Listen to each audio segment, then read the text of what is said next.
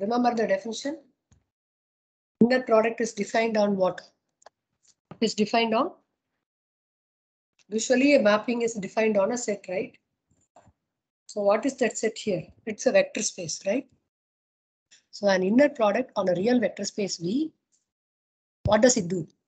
Whenever you take any two elements x comma y in V, it associates a real number. I think you know all these things, you remember, right? Just recollect it. If that is if this is the inner product, then it should satisfy all these things. Inner product of x comma y and y comma x will be the same. This should be the same. This is called additivity, homogeneity, and positive definiteness. So please look into this for 1 minute so that we'll do more examples. I think one example we have seen, one question we have done to show that something, whatever is defined, that was an inner product, right? Now we'll go with more examples. This question we have completed. In P2. So what is P2? What is P2? Hello? Are you all there? What do you mean by P2? Ma'am, any set of polynomials with degree less than or equal to 2. 2. Okay, so in P, degree less than or equal to 2 only. Less than or equal to 2. So you are considering two polynomials, P of x and Q of x, randomly, two polynomials. You need to show that what they are defining, how they are defining. The definition is inner product of P of x comma Q of x is A naught into B naught plus A1 into B1 plus A2 into B2. It is just like your standard product, standard inner product. See, A naught, A1, A2. You can take like this, right? Because you know P2 is isomorphic to which vector space? R cube. R cube, right? So I am writing the element of, see, the coordinates I'm taking and writing it as an element of R cube here. So how do you find the dot product of these two vectors? Dot product. In physics you have studied, right? Dot product of two vectors. How would you find that? It is your subject. Multiplying each element. A naught, B naught plus A1, B1 plus A2, B2, right? So it is the same thing they have here, they have defined. It is just the same as your standard inner product, right? So they have defined something, you need to prove this is an inner product. Okay, we'll do this. Okay, so P2 of R is the vector space. Why it is over R? Every time I am just recollecting it. P2 of R means what? What is R? Why I am taking particularly R? Any specific reason? Need to be real numbers. Which element? Elements of P2 vector. Elements the coefficients. It's a polynomial of degree 2. Yes, coefficients should be real numbers because we always speak about real vector space, right?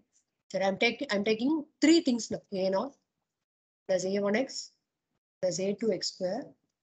Q of x is equal to B naught plus B1x plus B2x square. R of x is equal to C naught plus C1x plus C2x square. So what is the way the inner product is defined? P of x comma Q of x is A naught B naught plus A1 B1 plus A2 B2. This is the way they have defined. But we need to check whether all the conditions that are necessary for an inner product are being satisfied or not. So what is the first condition that we need to check?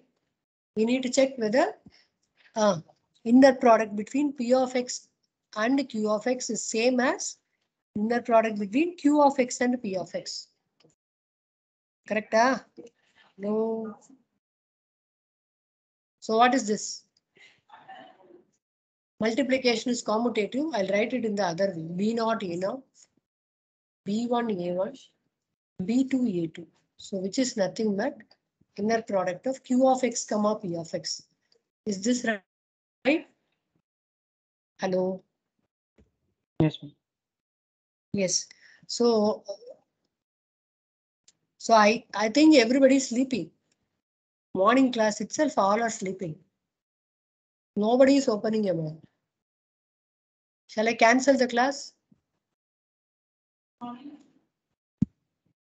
That is the thing you want? Or you will No. be active? Sure. So P of x comma Q of x inner product is equal to Q of x comma P of x. So what is the second thing you need to check? You remember? Please go back here. I'll show you the definition. Read the definition and tell me what you need to check. Second one, what you need to check? Additivity. So what should I take here? Just correlate that here and then say, what should I take? I have already taken 3 polynomials, right? Random, some P of x plus arbitrary R 3 of x, polynomials. P of x plus R of x. comma Q of x. Q of x. Okay, I should prove that that is equal to P of x comma Q of x plus R of x comma Q of x, right? So that is equal to, okay, what is P of x plus R of x? Can you add these 2 polynomials? A naught plus C naught. I'm just collecting the coefficients and writing, right? Comma B naught plus B1x plus B2x. Is this clear what I have written? P of x plus R of x, comma this one. Okay. So you just look into the definition of inner product and say what you have to do after this.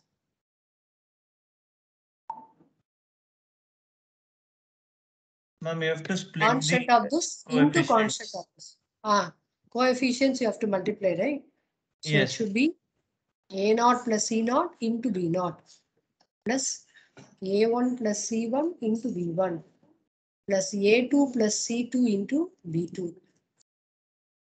Okay, so which can be written as A naught B naught plus, shall I write it, rewrite it, addition after all it's commutative, A naught B naught, then I'll write A1 B1, then I'll write A2 B2, then I'll write B naught C naught or C naught B naught.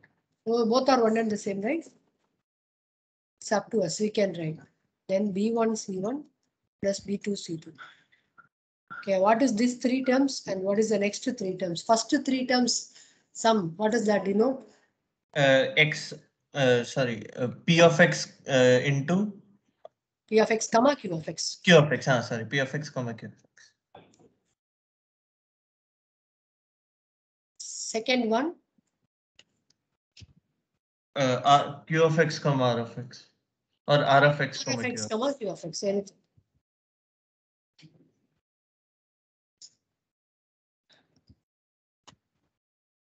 So second property is over, right? That is called additivity. What is the third thing you need to check? I need to check K times P of x comma Q of x. This should be equal to K you have to take out and P of x comma Q of x. So what is K times P of x? Very simple, right? K A naught plus K A1x plus K A2x square, comma B naught plus B1x plus B2x square. Tell me.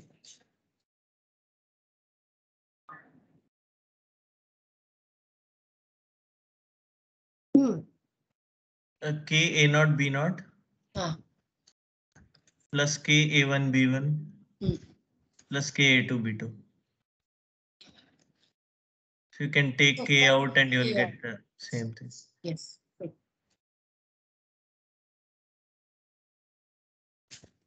Ma'am, so as an extension to this same property, if it was K into P of x plus J into Q of x, it will be Kj into the entire thing. Can you say K into P of x? P of x, comma J into Q of x. It will be what? First, Kj what you into can take K outside. It's Kj, correct? You are right. To prove that I'm saying, first take K outside. Okay. Then you know inner product is commutative, right? Right, like this. Then take J outside.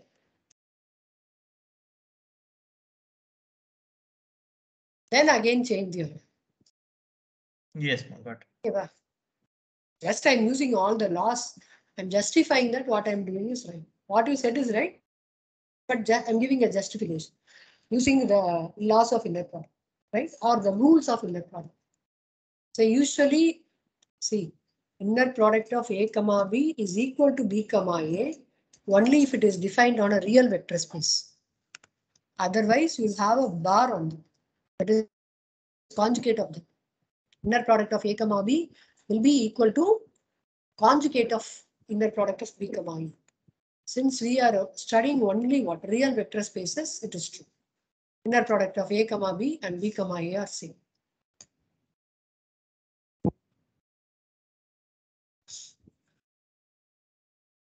You know what do you mean by conjugate? Complex conjugate. Yes, ma'am, we change the sign between the real and imaginary part. Real and imaginary. Just I will become minus I. That's all. If you have A plus IB, that will become A minus IB. That's all. Okay, next. What is fourth one?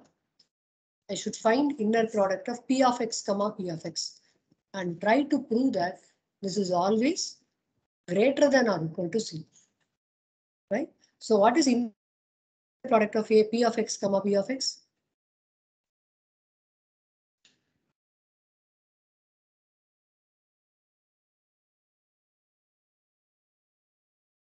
What is this? A0 square plus A1 square plus A2 square. Okay, what can you say about this? This is always. It's square and you're adding them, so it is always going to be positive or 0 if all three numbers are 0. So it will be greater than. Yes, correct. So it is greater than 0. And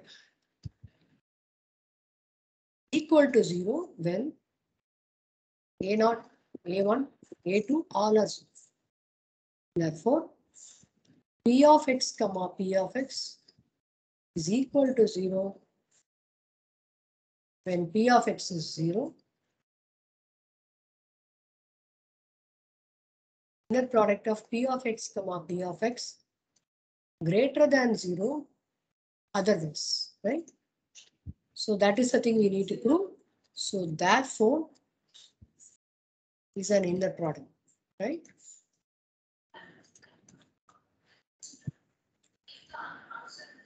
And right, V is equal to P2 comma this inner product is an inner product space.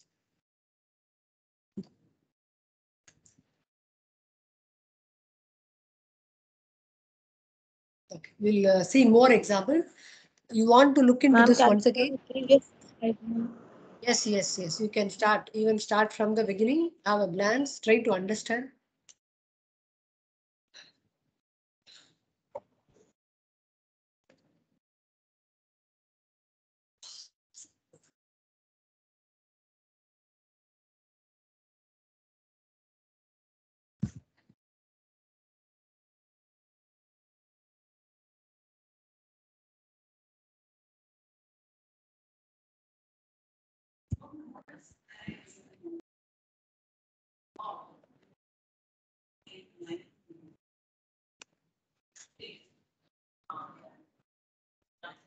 It's correct only, but I'm including one more word.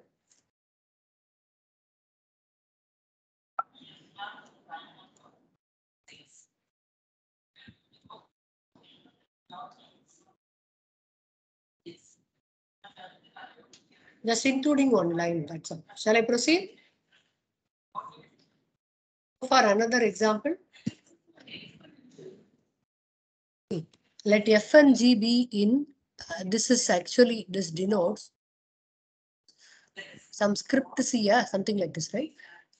Script C of A comma B, closed interval A comma B. Actually, it denotes the set of all continuous functions. You know what do you mean by continuous functions? Can you give an example or a continuous function? I think sin x is a continuous function. Continuous function. So what do they mean by saying continuous functions on the closed interval a comma b? That means the domain is from a comma b. All those continuous functions, the domain is closed interval a comma b. Right? We need to prove that. Then they are defining something. See, we are defining the inner product like this of f comma g is integral a to b f of x g of x dx. Actually, we need to verify all the. They are saying it is an inner product. They have defined something. We need to check whether it is an inner product. Right? Shall we do this?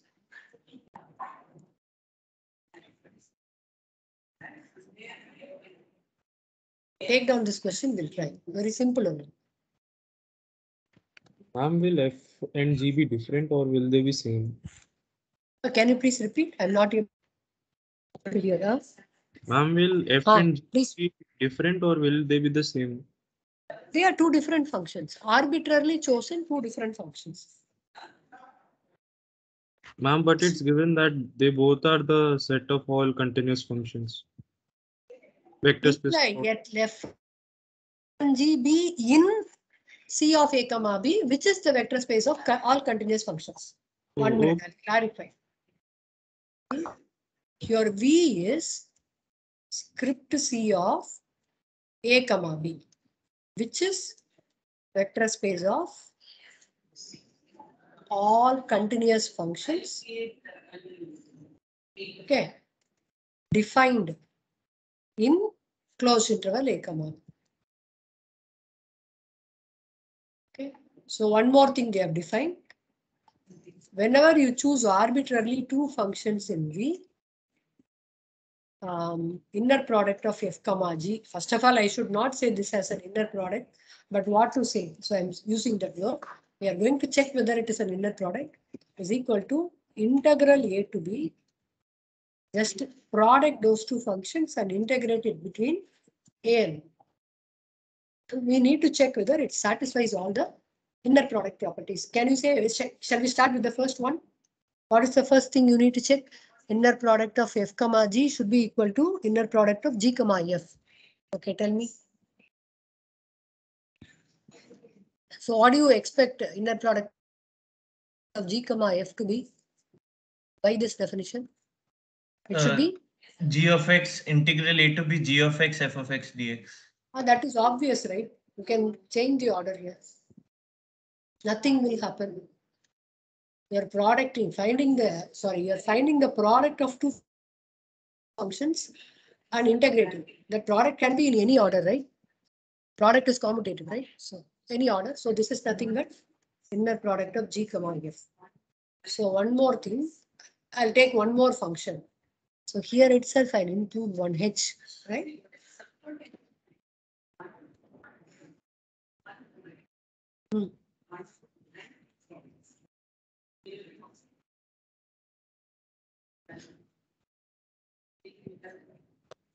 So if you feel that anywhere you are getting confused, please tell me. Okay, now what you can do, inner product of a comma b, f of x, g of x, d of x, dx, plus integral a to b, h of x, g of x, dx. So what is this? This is inner product of f comma g, and this is inner product of h comma g. So second property is clear. Shall I proceed?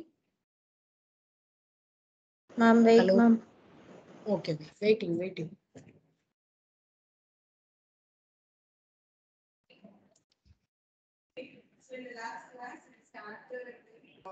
Okay, ma'am. Yes, shall I proceed? Okay. Can you please show the last one, please? Yes, please. Thank you, ma'am. What is the third command that needs to be verified? Third rule. K into x comma y or k into f comma g.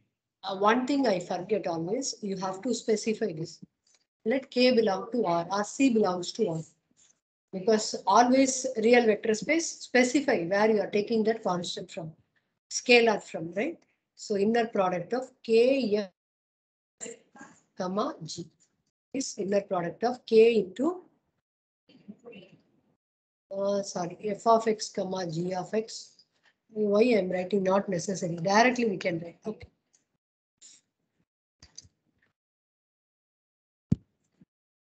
This is integral A to B K f of x G of x dx. So after all, this is a constant. Just put that outside. A to B f of x G of x dx. So these are all very simple problems. K, F, comma G. Over. Then the fourth property, I should consider F, comma F. So integral A to B f of x dx. Now what is f of x?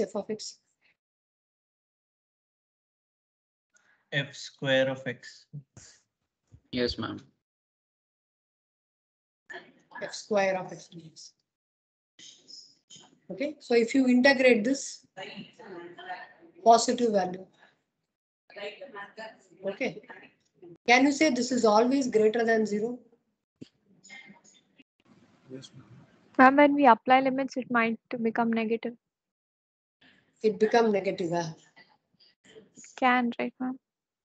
Suppose if A is less than B.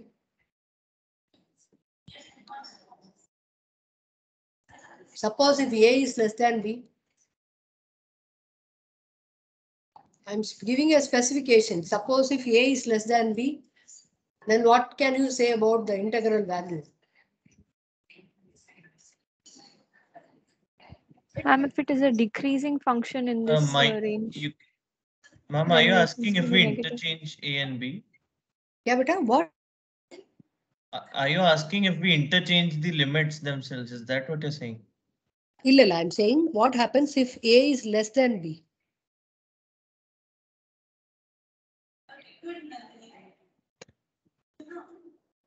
Ma'am, if it is a decreasing function, I think even if A is less than B, you can get a negative, right? We'll assume it is an increasing function, then you will get a positive value. positive, right? Okay. So it is greater than 0. Any specification given over there?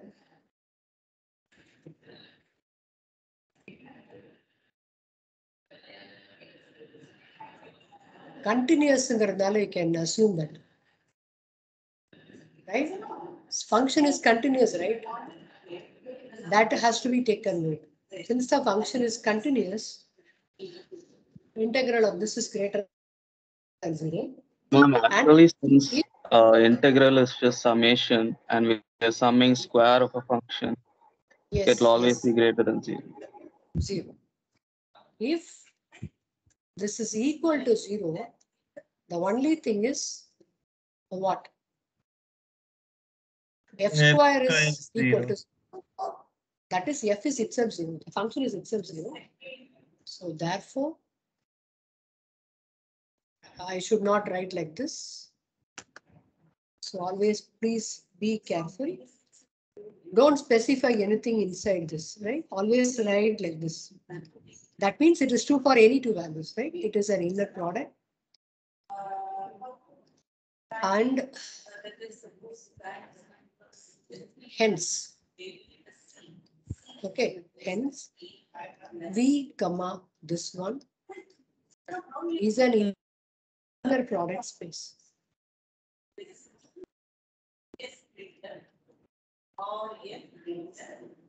Okay.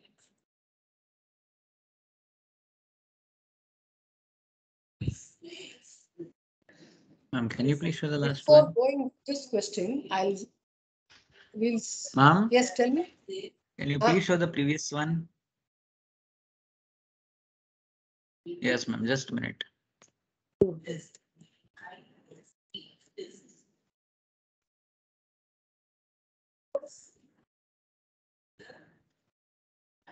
Excuse me, ma'am. Ah. Ma'am, for the last property, we need to prove that it's greater than 0 and then we need to do the equal to 0, ma'am. Always it is greater than or equal to 0, yeah. Right? Okay. Always it is greater than or equal to 0. I can write or I'll write like this, greater than or equal to 0. If it is particularly 0, na, then the only possibility is f is 0. Okay, ma'am. Or you write like this, 1 minute. We'll change this. Greater than 0, comma, f not equal to 0. Okay, ma'am. Next one. I thought of doing this first, better I'll do this. This is something new. Have you ever heard about this word positive definiteness? Sure, okay, believe it. What is positive definiteness? In the inner product, one of the rule is positive definiteness, And right? the last rule is positive. Last rule is positive definiteness. Okay, see here. Just listen. So before going into the problem, we need something more, right? Two vectors, if I'm taking two vectors from R square. So you understood that the vector space under consideration is R square. Define inner product between these two vector space, these two vectors as A x1 y1, C x1 y2, okay, C x2 y1 plus B x2 y2. That way they are defined. A, B, C are all scalars. They are defined. So we need to prove this is an inner product. Clearly it is an inner product.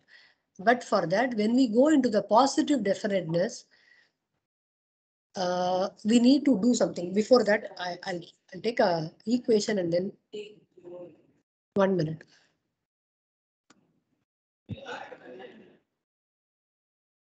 See, I'm taking an equation or polynomial. F of x is equal to ax square plus bx plus c, right?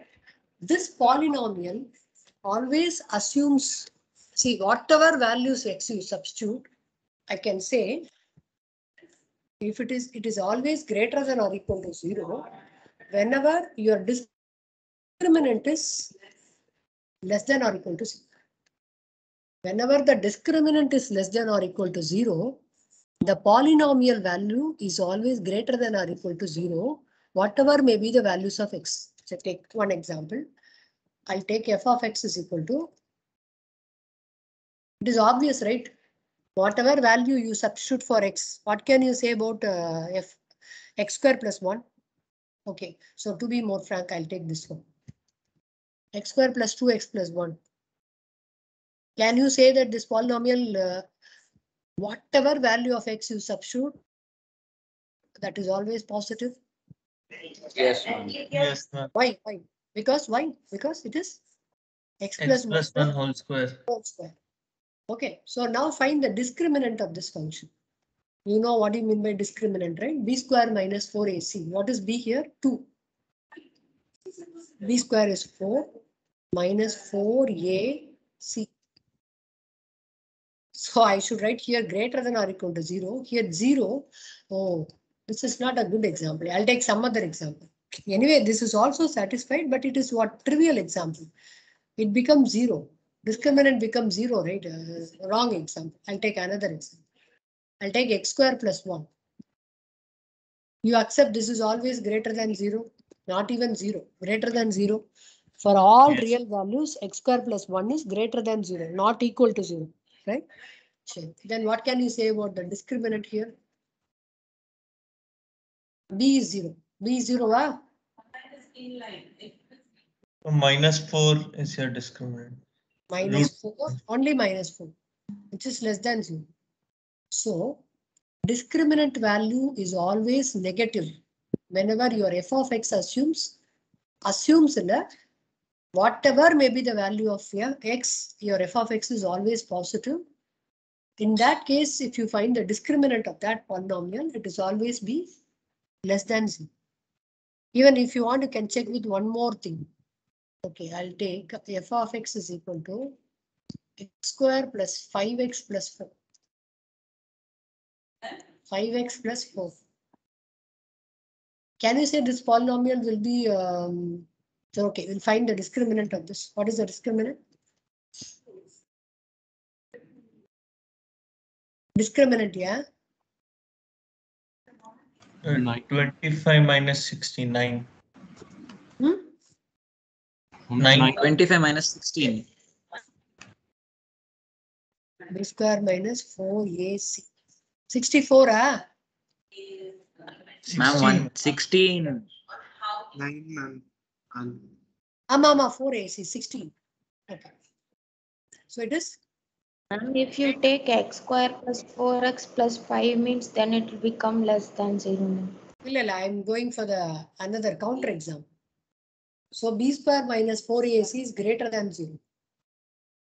So what can you say about this polynomial? I cannot say this polynomial will assume always positive values. Suppose if you substitute x equal to -1, what happens? It becomes Zero. 0. 0. Okay, -2. It will become negative now. Negative. So only for, I think, -1, only for certain x values positive, no problem. But the x values negative, that too with x equal to -1 and -4, this becomes 0. For other cases, it is always negative. Because you can see your discriminant is right. Okay, you said one example, right? What is that? X square plus? Hello? Somebody gave me one Ma'am, x example. square, x square plus 4x plus 5, ma'am. Discriminant is negative. Okay, B, Yes, what is ma'am. B square minus 4AC? 16 minus 20. So it is less than C. So x square plus 4x plus 5 is always negative. Correct? Huh? That is the thing you want to say. Okay. I take x equal to -2. X equal to -1, you take what happens? F of -1 is? What is f of -1? 2. F of -2. F of -2. 4 minus 8 plus 5 greater than 0. F of -3. 9. Minus 12 plus 5 greater than 0. So I can very well say that x square plus, for positive values you need not check. Even for 0 it is fine. For positive values you need not check. It will always assume positive value. I can very well say that this is a polynomial whose value evaluated at any real value, it is always positive because the discriminant value is negative. Okay, so we are going to use that here in this problem. Where is the problem here? 1 minute.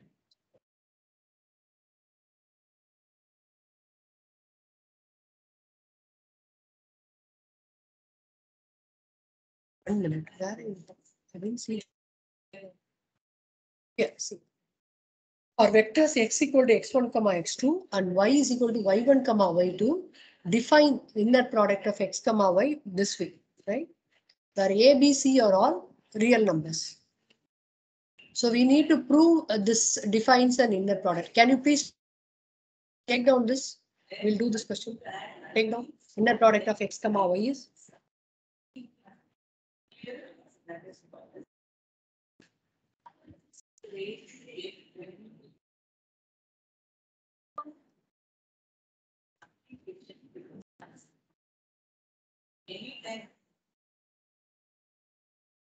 So what you are doing? X is equal to x1, y1, y, what you are considering? X, y, what you are considering? X equal to x1, x2, sorry.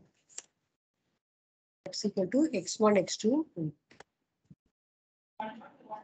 And y is equal to y1, y2. Both you are taking from R square. Right? Okay, so that is B. What is the inner product you are defining? Inner product of x comma y is A x1 y1 plus C x1 y2 plus C x2 y1 plus B x2 y2. Is this the way it is defined? Correct? Am I right? Hello? Yes, ma'am. Sure. Okay. Yes, ma'am. So, shall we change this order? A into, I can write this as y1 x1 and here y2 x1 plus c y1 x2 plus b y2 x2. Check whether it is equal to inner product of y comma x. What should be y comma x? Write like this and check. Inner product of this and this. xy, now what you are writing? A into x1 y1 plus b into x2 y2. Okay, then c into first x1 y2 then x2 y1. So the same way here, if you apply, what you have to get? A into y1 x1 plus b into y2 x2 plus c into y1 x2 plus c into y2 x1. So all the four terms are here. Check whether a y1 x1 is there. This is here. These two terms are here. All are there. So inner product of x comma y is same as inner product of y comma x.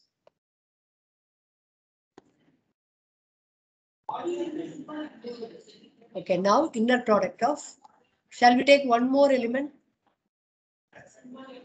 Z is equal to Z1 comma Z2. This also belongs to R square, right? So now inner product of x comma Z comma y, x plus Z comma y. What is that? x1 plus Z1 comma x2 plus Z2 comma y1 plus y1 comma y2. So this is your x plus z, that is x1 plus z1 comma x2 plus z2 comma y1 comma y2. Okay, now tell me how to proceed after this. This is equal to by the definition it should be a into this first term into this first term plus c into first term into this last term plus c into second term into third term plus b into x2 plus z2 into y2. Have I written correctly? Please check whether this is clear.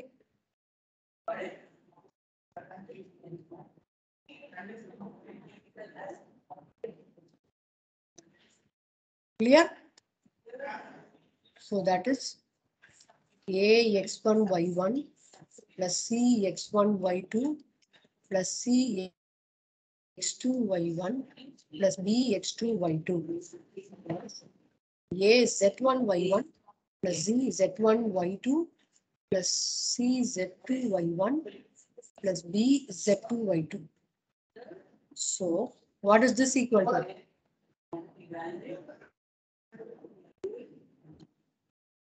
What is this equal to? This is first one is inner product of x comma y.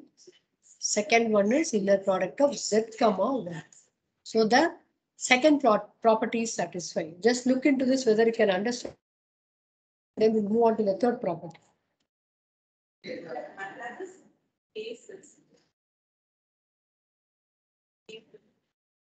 Third one, inner product of k x comma y. K is a real number, right? So that is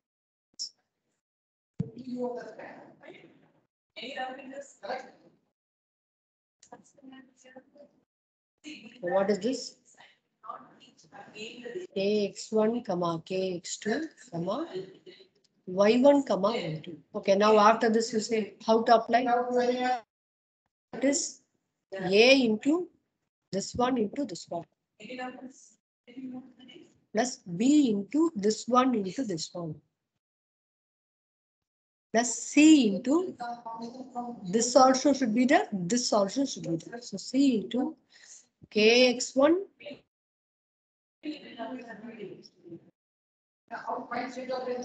I have written wrongly. 1 minute. I have interchanged that. 1 minute.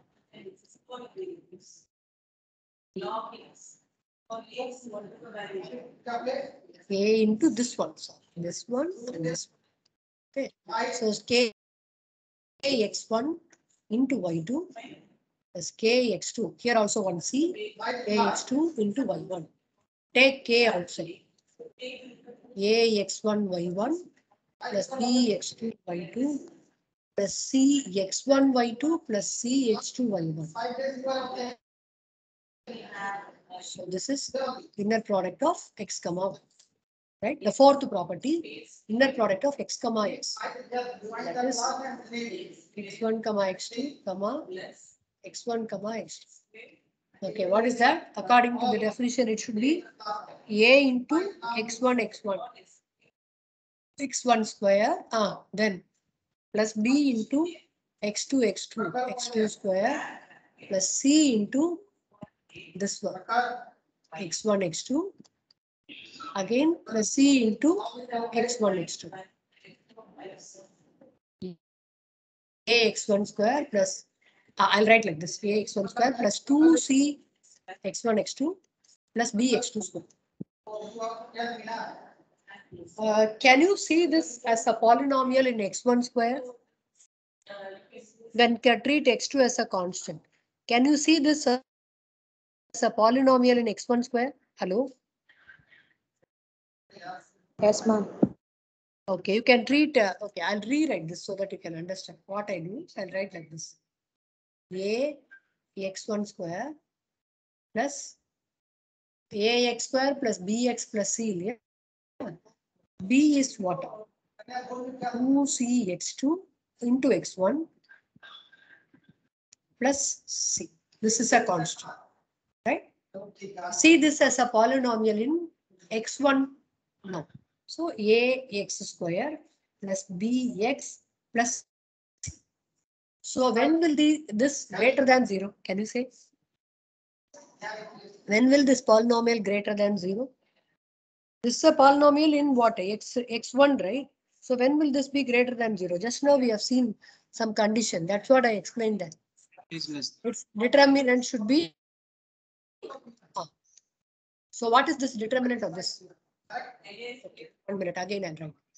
For ax1 square plus 2cx2. 2cx2 into x1 plus bx square greater than 0, comma discriminant.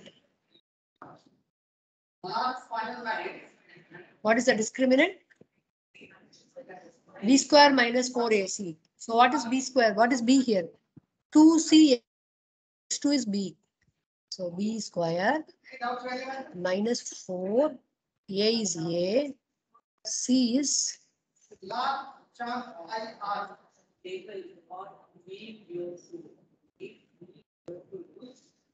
4 into a into bx2 square. This should be less than 0, right? That is 4 c square x2 square minus 4 a b x2 square less than 0. Which can be taken out here. 4x2 square if you take out, then c square minus ab less than 0. So whenever your c square minus ab less than 0, then what you can say? C square minus ab less than 0. What is the meaning of that? C square is less than AB, ma'am, because 4x2 square is positive, so if it has to be less than means C square minus AB has to be less than 0. Okay. So whenever this happens, the discriminant is less than 0, no? This is greater than 0, right? So when will that be equal to 0? When will that be equal to 0? When x2 is 0 or C square is equals to AB. C square is equal to AB, yeah? Okay, that is the Or conclusion. x2 is 0, ma'am. X2 is 0. Okay. One of the values 0. Yes. So you can argue in different way also. Instead of treating this as a polynomial in x1 square, I can treat this as a polynomial in x2 square also, right? As in x2 also, So, right, you have tried in the other way. Bx2 square plus 2cx1 into x2 plus ax1 square. So x1 terms will become constant there. In that case, you will arrive that x1 is 0. Right? So what is the conclusion? Where is the question?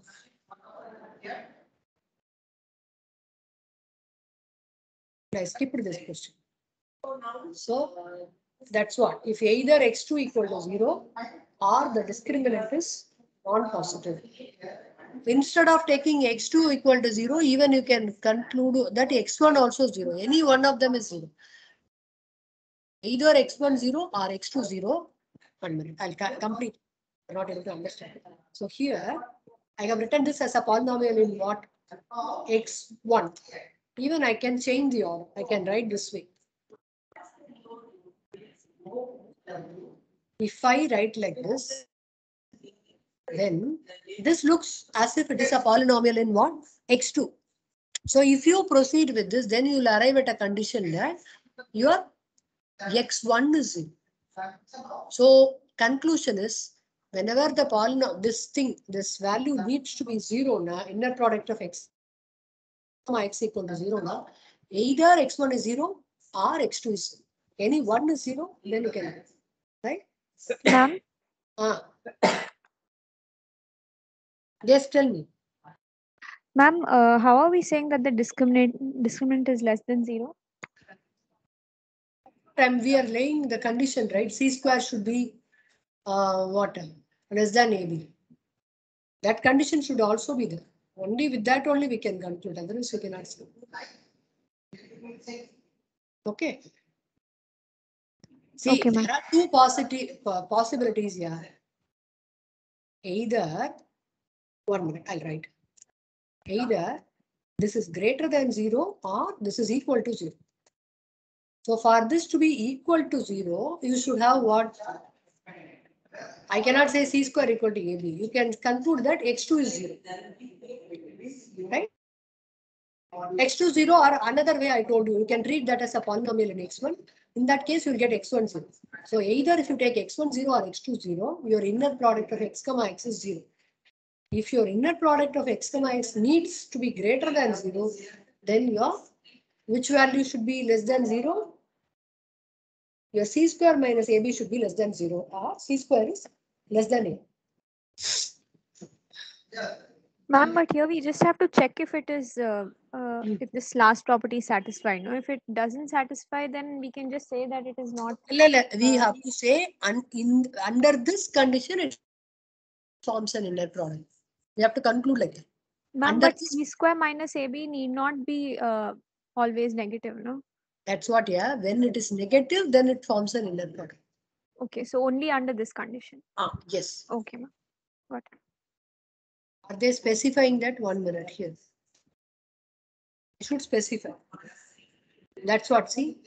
It is greater than or equal to 0 if and only if either x2 is 0 or the discriminant is non-positive. Discriminant is non-positive, you know, right? C square less than AB.